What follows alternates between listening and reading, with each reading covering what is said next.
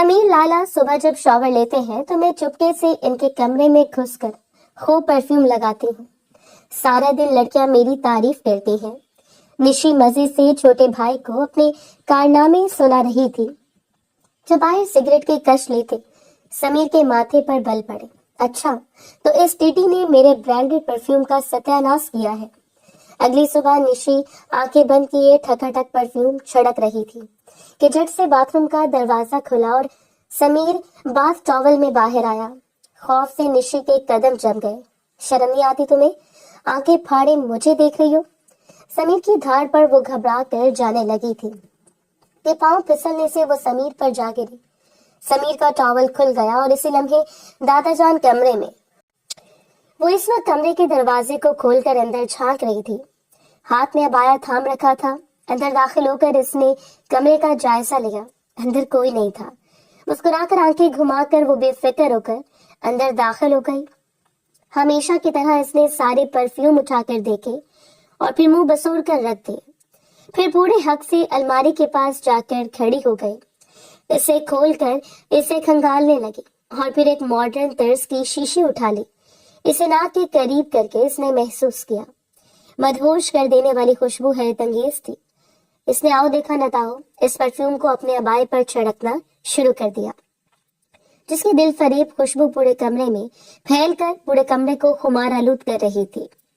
इतनी प्यारी खुशबू है, आज तो फ्रेंड्स हैरान ही हो जाएंगे। पिछले कई दिनों से कॉलेज में इसके परफ्यूम के चर्चे बिखरे हुए थे और हर दोस्त इससे पूछने वाली थी कि कौन से परफ्यूम इस्तेमाल करती हो, और वो इठलाते हुए खिलखिलाकर हंस पड़ती। दादू मेरे लिए बैरून मुल्क से परफ्यूम मंगवाती है। कंधे उचकाकर वो बेफिक्री से कह देती और फिर अपनी बात को खुद ही इंजॉय करती। वो अंधाधुंध अबाए पर परफ्यूम छिड़कती जा रही थी और छिड़कने के बाद जैसे वो पीछे हटी, वॉशरूम के दरवाजे के साथ टेक लगाकर खड़े हुए समीर आफंदी को देखकर वो वहीं साकित रह गई। अपनी मौत अपने सामने देखकर इसके दिल की धड़कन वहीं साकित हुई और अटकी सांसों के साथ इसने 2 कदम पीछे हटाए थे। वो बाथ टॉवल में माथे पर बिखरे हुए गीले बालों के साथ दिलकश तो लग रहा था, लेकिन इसकी दिलकशी से ज्यादा वो फोकस कर रही थी इसकी आंखों से निकलती हुई चिंगारियों को। आज तो हकीकत में इसकी जान पर बनाई थी लाला। वो मैं खुश क्लबों को जुबान से तर करते हुए वो हकलाते हुए अपनी सफाई देने लग गई थी जब समीर इसके करीब आकर धारा। क्या मैं, और यहाँ क्या कर रही हो तुम? वो इतनी शिद्दत से धारा था कि वो लड़सी और इसके हाथ में मौजूद वो खूबसूरत परफ्यूम किरची होकर बिखर गया और वो दुख से देखता रह गया। इसे कहा जाता है आसमान से गिरा और बुरी तरह खजूर में अटक गया। इतनी शिद्दत के साथ कि कांटे अंदर तक व्यवस्थ हो जाए, और वो भी इसी तरह ही फंस चुकी थी। आज तक तो वो समीर के परफ्यूम पर अयाशियां करती आई थी, लेकिन आज बुरी तरह फंस चुकी थी। और ये फंसने के लिए वबाले जान था। वो जानती थी कि ब्रांडेड परफ्यूम कितने महंगे होते हैं, और ये परफ्यूम तो इसे फारिया की तरफ से मिला था जो इसने आज तक संभाल कर रखा हुआ था, खुद अपने वजूद पर भी इस्तेमाल नहीं किया। और इस लड़की ने एक पल में किरची किरची कर दिया। सख्त नजरों से इसे देखते हुए इसने आगे बढ़कर इसे गर्दन से दबोच लिया था। गर्दन से दबोच कर इसे अलमारी के साथ लगा लिया।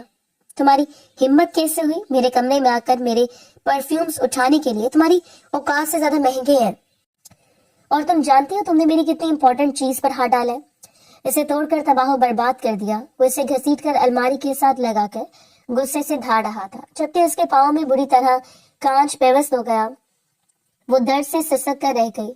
पूरा वजूद लर्ज रहा था और वो आंखों से आंसू टूट कर गिर रहे थे। मुझे माफ कर दे प्लीज, मुझे माफ कर दे। इसने आंखें बंद करते हुए अपने हाथ जोड़ दिए और समीर बस इसके चेहरे को देखता रह गया। वो काबिल रहम नहीं लग रही थी, लेकिन अब इसके पास और कोई हल नहीं था। इसे गुस्सा तो इस कदर आ रहा था कि सामने खड़ी लड़की को ज़ेरे जमीन दफन कर दे, लेकिन वो जानता था कि वो भी कुछ देर तक इसे यूं ही अपने सामने लिए खड़ा रहेगा तो वो यही डर से मर जाएगी। इसलिए इसे आखिरी वार्निंग दी।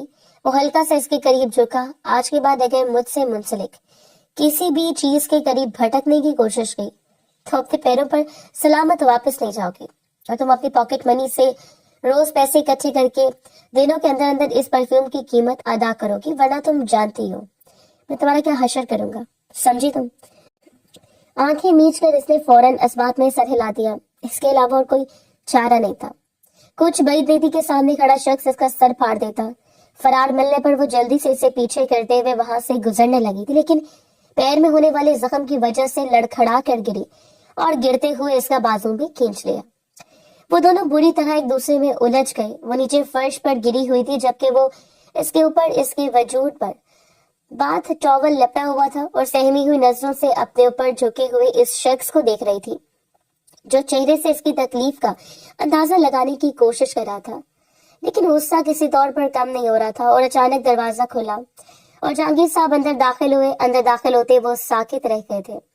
कामता और दर्द से जर्द बढ़ता हुआ निशी का चेहरा है, जबकि इसके ऊपर अजीब सी हालत में झुका हुआ समीर और फर्श पर टूटे हुए कांच के साथ सुर्ख सियाल के कतरे। वो बस देखकर मामलात को समझने की कोशिश कर रहे थे, लेकिन सब कुछ इनकी समझ से बाहर था। वो सोच भी नहीं सकते थे कि हकीकत इतनी भयानक हो सकती है। हालांकि जो कुछ इन्हें नजर आ रहा था, हकीकत इसके बिल्कुल बरक्स थी।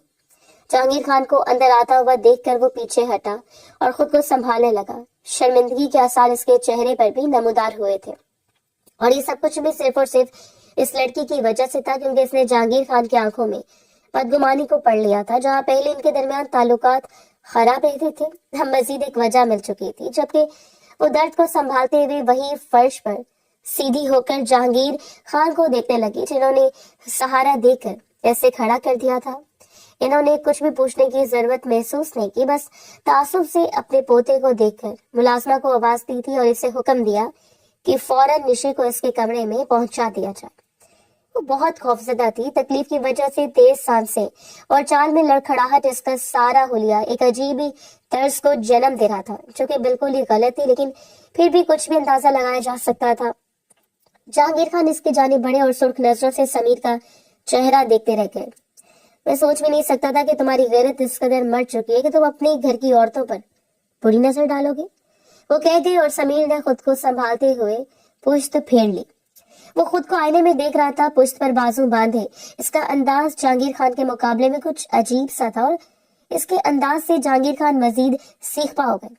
मेरी चॉइस इतनी भी बुरी नहीं है कि आपकी पोतियों पर नजर डालता फिरूं, वो बदकते हुए कह गया। और जहांगीर खान ने बाजू से थाम कर इसे अपने सामने खड़ा कर लिया था। तुम चाहते क्या हो? आखिर हम तो इस रोज से शर्मिंदा है जिस रोज तुम्हारी पैदाइश इस घर में हुई थी और हमने हवेली में जश्न मनाया था। आखिर हमारी इज्जत उतारने की कोई वजह बाकी है तुम्हारे पास? हमें नीचे दिखाने के लिए और कितना गिरोगे? वो इस पर धारे और इनकी धार सुनकर जमशेद खान, रोहाना बेगम और नाइला बेगम भी फौरन समीर के कमरे में जमा हो गए। जमशेद साहब हैरत से अपने बेटे और बाप के दरमियान एक और चपकलेश को देख रहे थे। वो जानते थे कि इन दोनों के दरमियान कभी भी ताल्लुकात नहीं समझ सकते, और वजह थे इनके बेटे की हठधर्मी। ठीक है, जैसा आप सोच रहे हैं मैंने मान लिया, वैसा ही था। अब वो गुस्ताखी से कह गया और जमशेद खान ने फौरन इससे बाज रहने का हुक्म दिया था, लेकिन इसने मुकम्मल तौर पर नजरअंदाज कर दिया। आपने मेरी जिंदगी बर्बाद कर दी, मुझसे मेरी मोहब्बत छीन ली और चाहते हैं कि मैं आपके असूलों का पाबंद बन जाऊं, तो ये सरासर गलत फहमी है आपकी। ऐसा तो कुछ नहीं होने वाला दादो जान।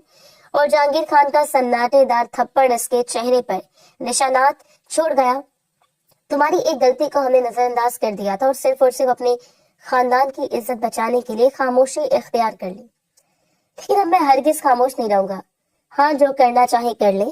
आप अभी इसी वक्त मेरी जान छोड़े और जाए यहाँ से। वो इनसे ज्यादा चीखा था और बाकी सब लोग तो अफसोस से बस चीखते हुए देख रहे थे। एक सख्त निगाह इसके चेहरे पर डालकर, एक जताती हुई निगाह जमशेद आफंदी पर डालकर जहांगीर आफंदी कमरे से बाहर चले गए, जबकि वो सोच भी नहीं सकता था कि इसने अपनी जिद और हठधर्मी में किस कयामत को दावत दे दी है। जहांगीर साहब ने पहले इसकी एक गुस्ताखी को माफ कर दिया था और इसके बाद जो कुछ हुआ वो सारे जहां ने देखा, लेकिन अब इसके बाद इसने हद पार कर दी। इनके सामने बदतमीजी से खड़े हो जाना वो खानदान भर की औरतों के लिए खतरा बन सकता था। अच्छी खासी बदमजगी हो चुकी थी और इस बदमजगी की जड़ वही थी। ऐसे हार नहीं मानी, तैयार होने के बाद वो जरूरी मीटिंग के लिए चला गया। कल शाम जब किसी काम के सिलसिले में जैन को बुलाने के लिए इनके कमरे में गया था, तभी इसने निशी और जैन की गुफ्तगू को सुन लिया था, जो बड़े मजे से अपने भाई को बता रही थी कि इसकी अबाए पर लगे हुए परफ्यूम की खुशबू देखो कितनी अट्रैक्टिव है, और जैन भी बड़े इन्हमाक से इसकी बातें सुन रहा था। तब इसने इकरार किया कि ये वो समीर लाला के कमरे में जाकर लगाती है और लड़कियों को इम्प्रेस करती है। लड़कियां तो अबाया पकड़ पकड़ कर पूछती हैं कौन सी खुशबू इस्तेमाल की। सच्ची बताऊं तो मैं तो हवाओं में उड़ना शुरू हो जाती हूँ।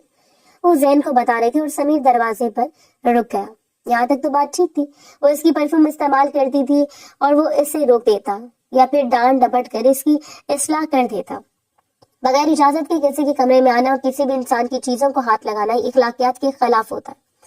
आज वो सुबह सवेरे ऑफिस नहीं गया था, बस एक अर्जेंट मीटिंग के सिलसिले में इसे 2 घंटों के लिए जाना था और फिर वापसी। लेकिन बदमज़गी इतनी बड़ी कि मीटिंग अटेंड करने के बाद वो सीधा अपने दोस्तों के पास चला गया, क्योंकि इसके मूड को बहाल करने का एक वाहिद यही जरिया था जिसे इस्तेमाल करके वो कुछ फ्रेश हो सकता था और शाम तक अच्छा खासा फर्क भी पड़ गया। दोस्तों के साथ अच्छा खासा वक्त गुजारने के बाद वो शाम में घर लौटे, क्योंकि इससे अंदाजा था कि अब तक सब कुछ नॉर्मल हो चुका होगा और जहांगीर साहब का गुस्सा भी ठंडा हो गया होगा। वो जमशेद साहब से मुलाकात करेगा, इनको सारी बात समझाएगा और वो यकीनन इसकी बात समझ आएंगे। जब डिनर पर इसे वो खबर सुनने को मिली जिसे सुनकर वो वहीं साकित रह गया। बरखुरदार, 2 दिनों के अंदर अंदर तुम्हारा और निशु का निकाह है और इसमें तुम्हारी किसी भी मज़ाहमत को तरजीह नहीं दी जाएगी। जहांगीर साहब ने आराम से निवाले लेते हुए अपना फैसला सुनाया था, जैसे सब कुछ बड़ों के दरमियान पहले ही तय हो चुका हो। निशु इस वक्त टेबल पर मौजूद नहीं थी। इसने सर उठाकर देखा तो इसे हमें हैरत से देख रहा था और फिर एक नजर जमशेद साहब पर डालकर सर झुका लिया था कि आप हुक्म देंगे और मैं फौरन ताबेदारी कर लूंगा। कैसी बातें करते हैं दादू। इसकी मुस्कुराहट में तंज का अंसर था और जमशेद साहब ने फौरन इससे टोक दिया।